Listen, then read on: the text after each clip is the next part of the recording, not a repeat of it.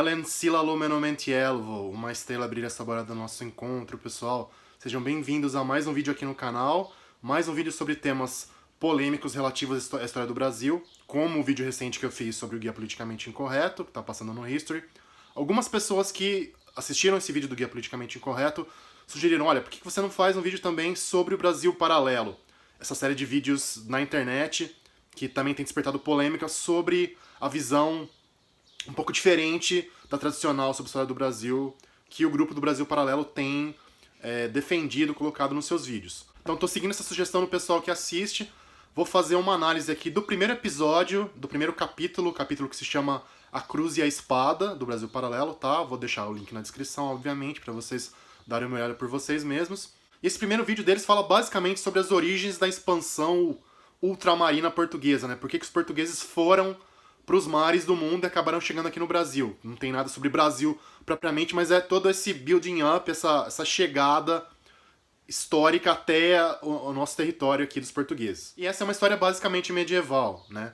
A chegada dos portugueses aqui acontece quando a Europa, em tese, está saindo da Idade Média, mas ainda muito marcada pelo contexto ideológico, político, até econômico, cultural da Idade Média. E a perspectiva que eles dão para essa narrativa é realmente a perspectiva medieval, que faz bastante sentido, tá?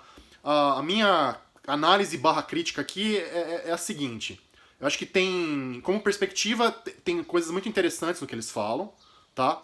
Mas, por outro lado, tem erros factuais meio estrondosos para quem se pretende estar fazendo uma coisa revolucionária em termos de história do Brasil, tá? Tem uns erros ali que não dá para entender como é que eles passaram, tá? Isso são coisas pontuais que eu vou falar.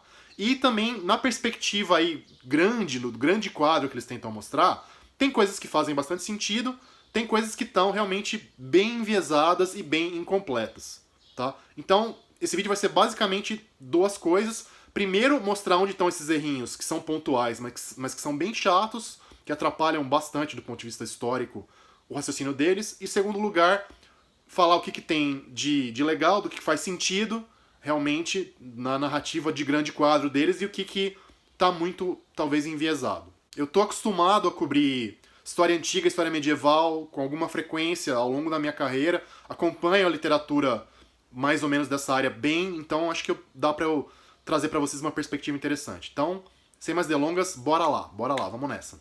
Falando então desses vários errinhos pontuais que são meio esquisitos, primeira coisa tem a ver com a data da expansão islâmica, da expansão muçulmana. Tem uma fala lá do nosso membro da família real brasileira barra portuguesa, Luiz Felipe de Orleans e Bragança. No dado momento ele fala lá, não, Maomé, a expansão islâmica começa no ano 700 depois de Cristo. Ele está jogando, na verdade, um século quase para frente, né? A gente sabe que, na verdade, Maomé sai de Meca para Medina, chamada Hégira, né, que é a grande marco do calendário muçulmano, em 622 depois de Cristo. No ano 700 depois de Cristo, Jerusalém estava conquistada, a maior parte do Oriente Médio já estava nas mãos muçulmanas, o Irã também, estavam chegando aqui quase na Espanha já, tá? Então, tem esse primeiro ponto, não sei por que os caras não colocaram a informação exata, correta, era só colocar uma legendinha no que ele estava falando ali, da data da expansão muçulmana. Aí então, quando o Islã chega na Europa, né, que é justamente nesse começo do século VIII depois de Cristo, as forças muçulmanas começam a invadir a Península Ibérica. Eles chegam e falam em determinado momento também o Islã já havia conquistado a maior parte da Europa. Tipo, não, gente, né? A maior parte da Península Ibérica, né? Do atual território de Espanha e Portugal. Beleza, mas nunca chegaram nem perto, mas nem de muito, muito longe a conquistar a maior parte da Europa.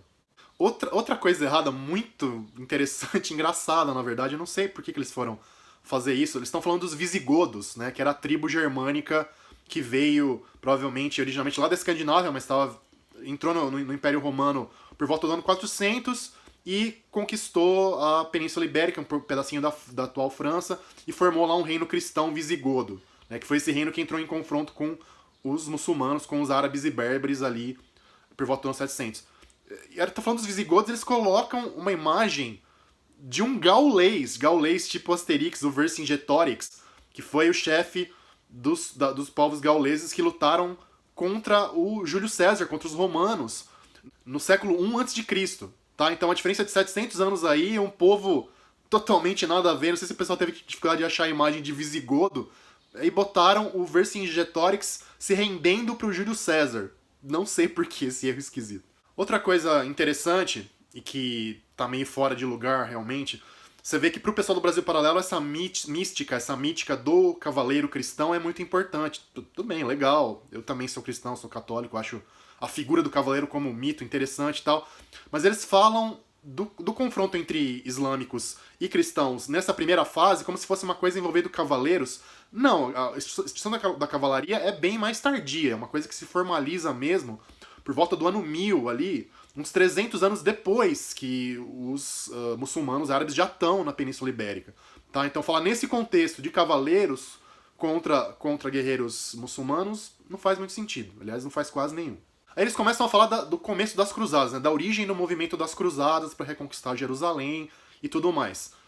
Engraçado que eles colocam, para falar da situação que estava o Oriente Médio ali oprimido pelos muçulmanos, segundo eles colocam uma carta do arcebispo Guilherme de Tiro, que era um arcebispo católico que já estava lá na Palestina, na Terra Santa, depois que as cruzadas já tinham tido sucesso, tá? Depois que já tinha tido a conquista de um território considerável do Oriente Médio por cristãos do Ocidente. Falando do momento anterior ao começo das cruzadas, que também não entendi qual foi a dos caras. Dava para ter usado outras fontes do período que seriam do período correto.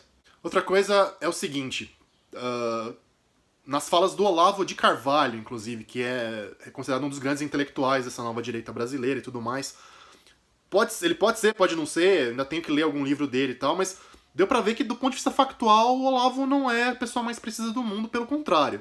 Então, dado momento ali, ele fala, por exemplo, que quando os romanos, comparando o Império Romano com o Islã, né? Ele fala que quando os romanos invadiam uma região, eles imediatamente transformavam todo mundo em cidadão romano.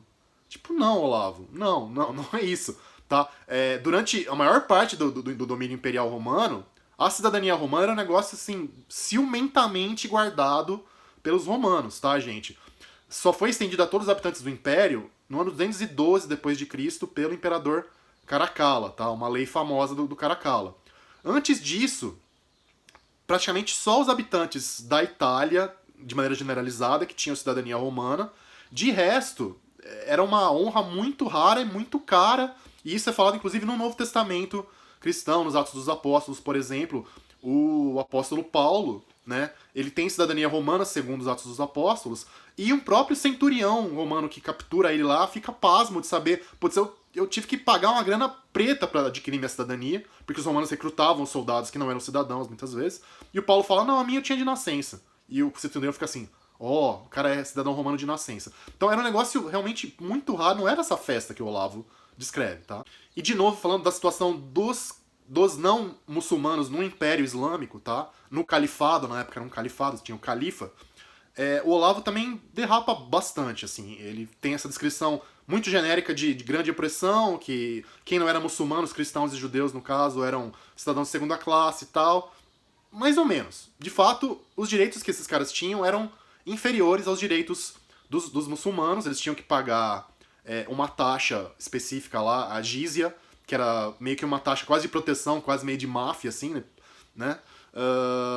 Tinha restrições em relação a você ter cruzes no alto de igrejas, a você tocar os sinos das igrejas, a fazer pregação em público muito, muito forte e tal, mas em geral a situação desses grupos minoritários era bem melhor do que a situação se eles fossem grupos minoritários religiosos no Ocidente cristão, por exemplo, ou mesmo no Império Bizantino, tá? E você tem muita relato, muita notícia sobre cristãos e principalmente judeus tendo papéis de destaque diplomáticos, ministeriais na burocracia dos impérios islâmicos, tá? Então, cidadãos de segunda classe oprimidos, mais ou menos. E aí outra coisa também que aparece quando a gente está chegando já mais nas navegações avançadas, a gente está chegando no Brasil e tal, tem essa lenda originalmente celta da ilha de Breazair, ou Ri Breazair, que seria uma ilha do Atlântico, a oeste do Atlântico, meio que indo na direção das Américas, que o São Brandão, o Sam Brandon, o santo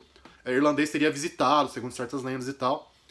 Teria sido isso uma influência pro nome do Brasil, que é um debate que existe, mas aparentemente não, mas existe essa tradição, essa ideia de que talvez o Brasil tenha sido seu nome influenciado por essa ilha mítica, tá? Aí o narrador diz que Ibrazail, o Brasil seria terra prometida. Tá, não, na verdade não é isso.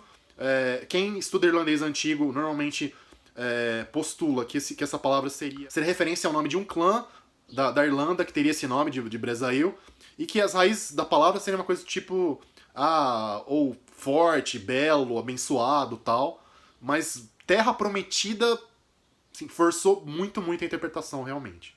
Bom, falando do quadro geral, vamos falar um pouquinho dos acertos do pessoal do Brasil Paralelo, que realmente são significativos, são interessantes, tá? Então, de maneira geral, primeiro a questão do papel da ideologia cruzada e da ideologia do confronto entre cristãos e islâmicos para a expansão ultramarina portuguesa e também para a reconquista espanhola, lógico, para a luta dos espanhóis com os mouros no seu território. É lógico que isso foi muito importante, tá? Com certeza, isso aí não dá pra realmente negar. As coisas caminhavam muito juntas. A ideia de expansão comercial, ela sempre teve essa base ideológica, filosófica da expansão da fé cristã e principalmente do confronto com os mouros por um motivo simples. Quem estava controlando a maior parte das rotas de comércio com o Oriente eram grupos islâmicos, tá? Eram impérios, sociedades islâmicas. Então, se você quer chegar lá, você vai ter que bater com esse inimigo natural da cristandade. Tá? Nisso aí eles estão realmente certos. E é uma tendência da historiografia recente mostrar esse lado. Tá? Tem um livro chamado Guerra Santa, ou Holy War, eu li em inglês o negócio, que é bem interessante nesse sentido. Agora, uma coisa que faltou sobre isso, mas como não ia pro lado do Brasil, não interessou para eles mostrar, talvez, que é o seguinte: tinha a lenda do chamado Preste João.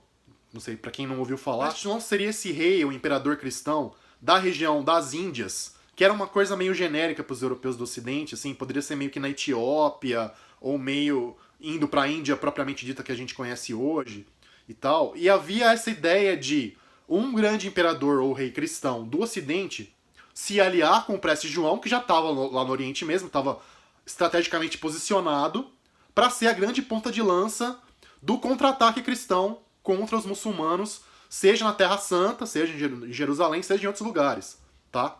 Então, aparentemente essa lenda surgiu como um eco bem distante da presença de impérios cristãos na atual Etiópia, tá? Que realmente você tinha isso, assim como você tinha judeus muito antigos lá na Etiópia.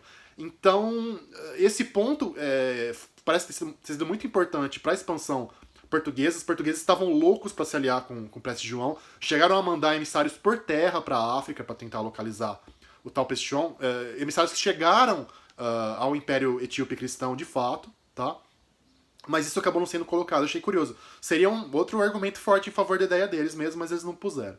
O papel dos templários também tá, de maneira geral, correto, tá? A ideia de que, em Portugal especificamente, os membros da Ordem Templária Antiga, que foram banidos pelo Papa, foram incorporados à nova Ordem de Cavaleiros, que é a Ordem de Cristo, a ordem lá, né, da cruzinha do Vasco da Gama, seja do navegador, seja do time de futebol. Parece que isso realmente aconteceu. Tem algum debate em até que ponto a continuidade entre os Templários e a Ordem de Cristo é direta, mas parece que é uma coisa desse tipo aconteceu. Então, realmente está correto. E, finalmente, outro ponto bem importante, que é relevante para os nossos dias de hoje, claro, com esse medo em relação ao Islã e tudo mais, a maneira como eles retratam a interação entre mouros e cristãos, entre islâmicos e cristãos no Ocidente ou no Oriente, ela é muito mais complicada na vida real do que apenas o lado ideológico do confronto. Como eu disse, a situação de não muçulmanos dos domínios muçulmanos no Oriente ou no Ocidente não era tão trágica assim, tá? Era razoável. Tem um debate de novo grande hoje sobre os níveis de opressão e de perseguição religiosa praticados pelo Islã contra outras fés nos seus domínios. Alguma coisa aconteceu, teve queima de igreja, teve destruição de patrimônio da igreja, tudo isso realmente acontecia, mas de maneira geral havia, digamos, uma paz inquieta entre as várias facções religiosas. Tá? Outra coisa bem importante é que conversão forçada, né, estímulo muito forte à conversão ao islamismo, na maior parte dos domínios cristãos, que pertenciam ao Império Bizantino, por exemplo, foi muito menor do que a gente poderia imaginar, assim, tá? Durante muito tempo, você continuou a ter uma pequena elite muçulmana e uma grande maioria de cristãos e também de uma minoria significativa de judeus nesses vários domínios. Em parte por razões econômicas, tá? Como eu falei, os cristãos e judeus e outras fés, você também tinha zoroastrianos, você tinha, mais pra Índia você tinha hinduístas e tudo mais, budistas. Esses caras pagavam a tal da jizya, essa taxa extra por cabeça, tá? Quase um imposto de renda. Não é bem imposto de renda, mas é uma taxa per capita para poderem manter sua religião original, que era uma fonte de renda importante pro Império Islâmico. Então, não interessava você transformar todo mundo de repente em muçulmano, porque você perderia essa fonte de renda, tá? Começa com isso. E de novo, você tem uma participação bem grande de diplomatas, de burocratas, de cientistas nos domínios islâmicos que eram cristãos, tá? E outro ponto bem importante, eu deveria ter colocado isso até no começo, mas enfim, que é o seguinte: quando os árabes conquistam grande parte do território do Império Bizantino, do Império Romano do Oriente, que é basicamente Palestina, Síria, norte da África, Egito, basicamente, você tinha nessas regiões um grande número de grupos cristãos, de igrejas cristãs orientais, que não seguiam a ortodoxia, tá? A fé considerada correta pelo imperador lá em Constantinopla, tá? Que não seguiam a fé original, tá? Tem uma série de seitas como os monofisitas, como outros grupos, que não seguiam as orientações teológicas que vinham lá de Constantinopla. E esses caras eram perseguidos pelo governo central cristão. Então, quando vem os árabes, para os muçulmanos, para os quais todo mundo tanto faz, cristão é cristão, e tudo bem, você pagar a jizya, beleza, eu deixo você ser tolerado. Para esses caras foi uma mudança política até favorável, na verdade. Assim como para os judeus, que estavam sofrendo perseguições consideráveis, embora não era uma coisa nem de perto nível holocausto nem nada, mas tinha sim perseguições consideráveis, restrições muito sérias por parte do Império Bizantino. Então, para esses grupos, originalmente, o Islã foi meio que, se não um libertador, um cara que botou uma coisa que botou panos quentes ali, que melhorou a situação deles. Tá? E isso, obviamente, não está contado na narrativa do Brasil Paralelo, mas deveria, na minha opinião, ter sido contado se você quer fazer uma coisa realmente completa e correta. Então, resumo da ópera, tá? Vale a pena conhecer, tem coisas legais na visão que eles trazem para a história do Brasil. Nesse primeiro episódio, preciso assistir os outros, obviamente, mas ok, tem coisas que realmente é um foco interessante e importante. Agora, para quem quer ser, ou parece que os caras querem ser a palavra definitiva, a visão revolucionária que vai mostrar a verdade sobre as origens de Portugal e do Brasil, não é isso, e tem problemas sérios que deveriam ser corrigidos, na minha opinião. Galera, por enquanto é isso. Aguardo aí os comentários de todo mundo. Quem sabe eu consigo ter tempo de assistir os outros episódios, não sei se eu vou conseguir, mas vamos ver. Obrigado pela presença, pela atenção, e como dizem os elfos, Namarie. Adeus, pessoal.